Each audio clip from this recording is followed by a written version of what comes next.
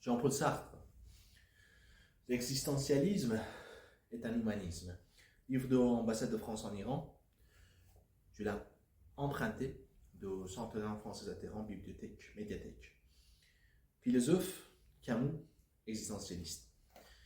Le philosophe français de 1945 à 1965 par Pierre Trottignon, presse universitaire de France. Et aussi, je crois que ça c'est Folio, exactement, c'est Folio, 2 €, très bien. Les souvenirs de librairie de grande librairie incroyable de Gilbert Joseph, avec grands livres occasionnés des fois bon marché. Super livre que c'était fermé malheureusement. Librairie de Gilbert Joseph à côté de Cartes et Latin. Alors, c'est quoi existentialisme? Existentialisme, c'est une philosophie, une façon de penser pour trouver une réponse à cette question. Étant donné l'existence, la vie, la réalité, la douleur, l'amour, la liberté, c'est quoi le sens de la vie? C'est quoi le bout de la vie? Le bout de la vie, l'objectif de la vie. Ça sert à quoi vivre? Pourquoi on vit? Ça sert à quoi?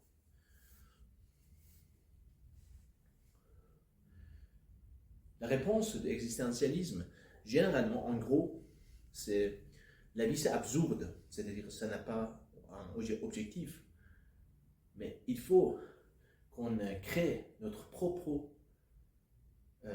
sens pour notre vie et prendre la responsabilité et créer notre destin et embrasser notre liberté en harmonie avec notre responsabilité. Ça, c'est mon interprétation de notions un peu compliquées de existentialisme. Ça ne sert pas à grand chose, juste livre, entre parenthèses. Tous les livres d'existentialisme, que c'est un peu compliqué, ce n'est pas écrit d'une manière intuitive, ça ne sert pas à grand chose. Il faut garder l'émotion positive, intérêt, curiosité et penser. Et heureusement, il y a des algorithmes, machines, logiciels d'intelligence artificielle comme Mistral AI,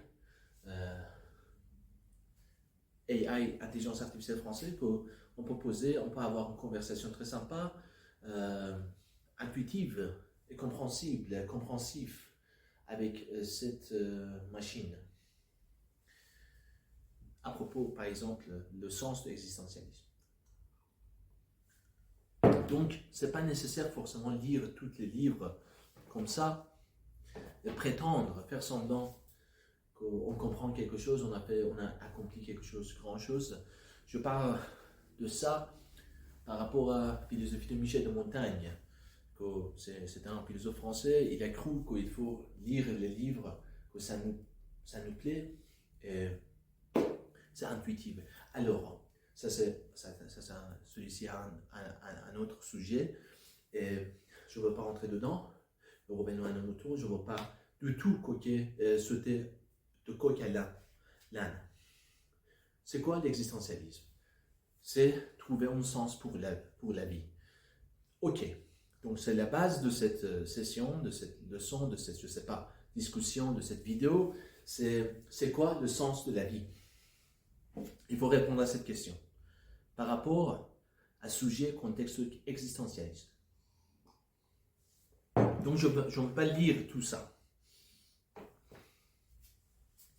Si la réponse de l'existentialisme à cette question, c'est quoi le sens de la vie, c'était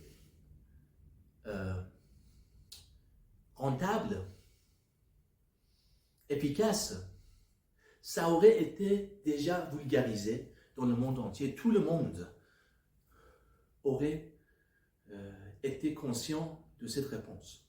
comme la musique de Michael Jackson, comme la musique d'Elvis Presley, comme beaucoup de choses cultes dans le monde entier. Donc, il faut vulgariser la philosophie, certaines parties de philosophie, que c'est positif pour la société. Forcément, la réponse de Jean-Paul Sartre, frère Albert Camus, pour cette question, c'est quoi le sens de la vie, ne sont pas forcément justes, ne sont pas forcément complètes, ne sont pas forcément correctes. Mais il faut apprécier qu'ils ont essayé d'avoir une tentative pour répondre à cette question. Donc, il ne faut pas être dogmatique, mettre en pédestal des grands philosophes comme Jean-Paul Sartre et Albert Camus, et aussi, il ne faut pas voir la vie en noir et blanc, c'est-à-dire totalement nier, ignorer, rejeter, dénoncer, renoncer, dénoncer toutes les positions, toutes les philosophies d'Albert Camus et Jean-Paul Sartre, et il ne faut pas accepter tout de suite. Il faut être au milieu, en modération, penser activement, dans une façon dynamique. Alors, revenons à un mouton encore. C'est quoi le sens de la vie? Je veux prouver que la citation de M. Albert Camus, généralement, c'est correct à propos de cette question. Et cette question, c'est quoi le sens de la vie? C'est contradictoire. Cette question se détruit. C'est-à-dire, on peut poser cette question, c'est quoi le sens de la vie, mais ça ne sert à rien. Albert Camus, il a dit, les gens, à ma connaissance, s'étaient associés avec lui, attribué à lui cette citation. Les gens qui cherchent le sens de la vie, ils ne vont pas jamais le trouver. Ok, je veux prouver que cette question c'est absurde. C'est quoi le sens de la vie? Preuve par contradiction, c'est-à-dire je dirais, il y a un sens de la vie, on va faire de progrès, avancer dans ce raisonnement, on va aboutir à nulle part. Par exemple,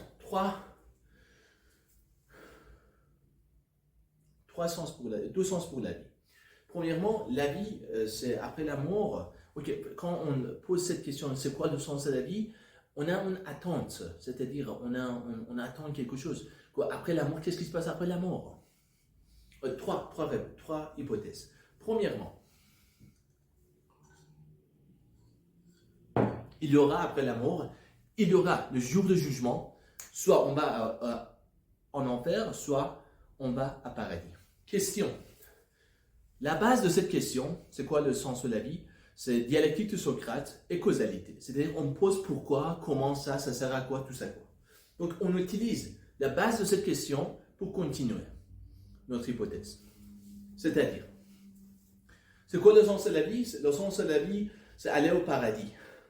Aller au jour de infernal, jour de jugement, faire les bonnes choses, prier, tout ça quoi, être un bon être humain pour respecter la religion et aller au paradis. Ma question, ça sert à quoi? Être au paradis, être heureux éternellement,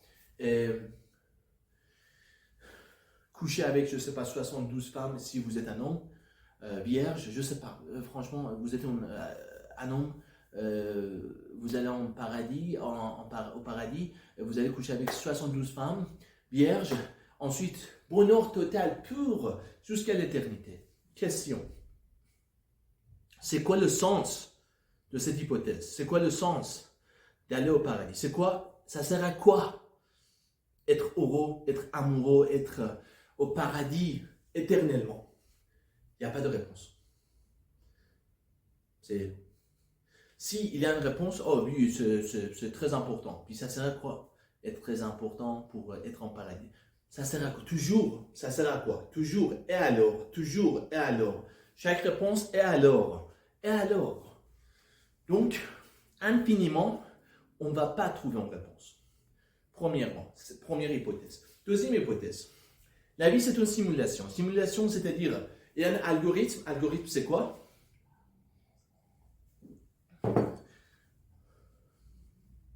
Un ensemble d'ordres est structuré avec un début, une fin,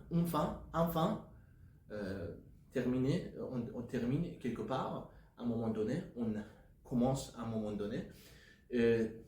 Pas à pas, on fait progrès, on avance afin d'accomplir quelque chose.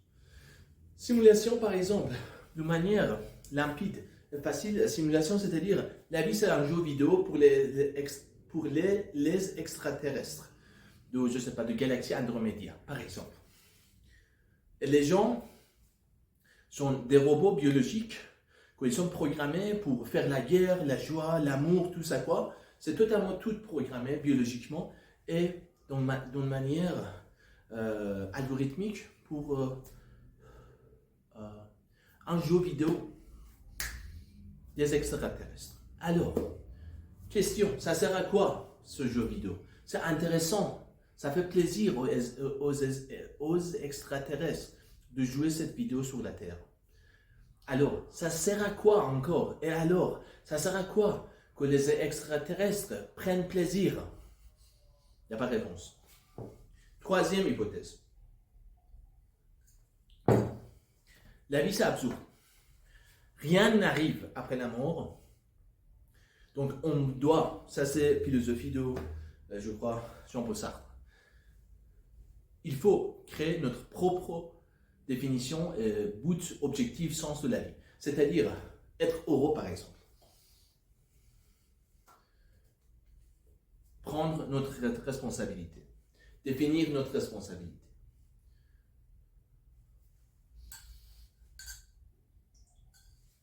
Grand plaisir de la vie. Attends. Encore, ça sert à quoi? Grand plaisir de la vie. Si la vie c'est absurde, je peux me tuer. Comme, ou peut-être je peux dire philosophiquement, pas tentative suicide, pas dépression. Comme Albert Camus, dans le mythe de Sisyphe, a dit, au début, il a dit, la plus grande question philosophique, problème philosophique, c'est se suicider ou pas se suicider. Se suicider ou pas se suicider. Voilà. C'est-à-dire, ça sert à quoi? La vie. Aussi, il a dit, être humain n'est pas coupable, entièrement coupable, parce qu'il n'a pas choisi d'être né à notre connaissance. Mais pourtant, l'être humain n'est pas entièrement innocent parce qu'il a choisi de continuer la vie. Voilà. On ne sait pas. Il y a une autre vie quelque part, on ne sait pas. Donc, on n'est pas coupable d'être en vie, entièrement. Non plus. Voilà. Ok. Donc, ça ne sert à rien poser cette question. C'est quoi le sens de la vie? Ça, c'est ma réponse à Existentialiste de Jean-Paul Sartre, Kierkegaard et Martin Heidegger, le père de l'existentialisme. Alors, deux choses.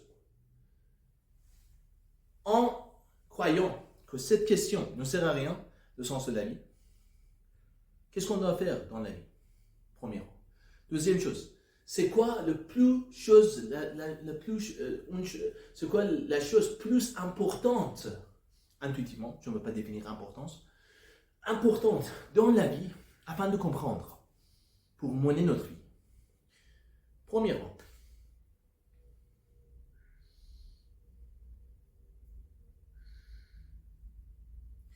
Viktor Frankl, victime de Shoah, Holocauste,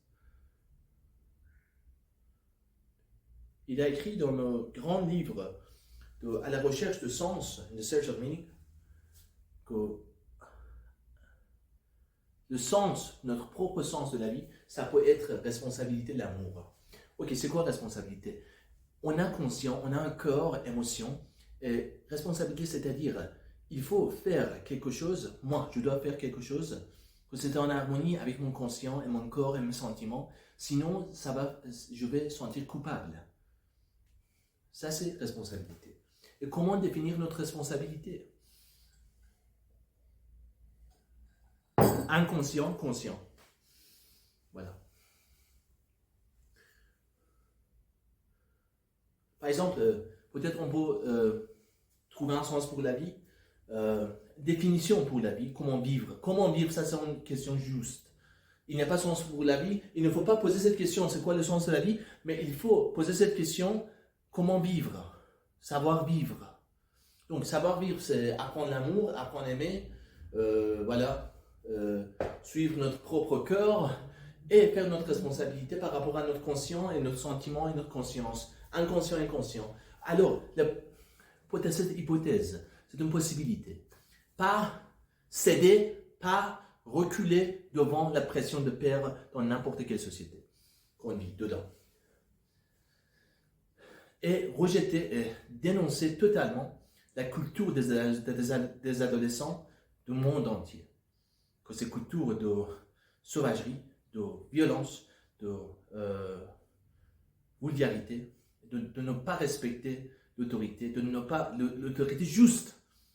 Maman, père, sympathie, tout c'est quoi?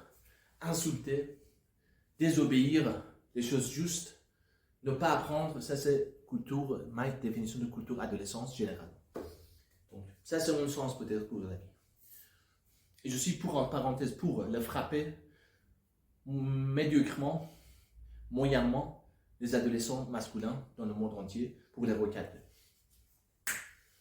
La plus importante chose dans la vie, afin de comprendre comment vivre et c'est quoi la vie, c'est inconscient.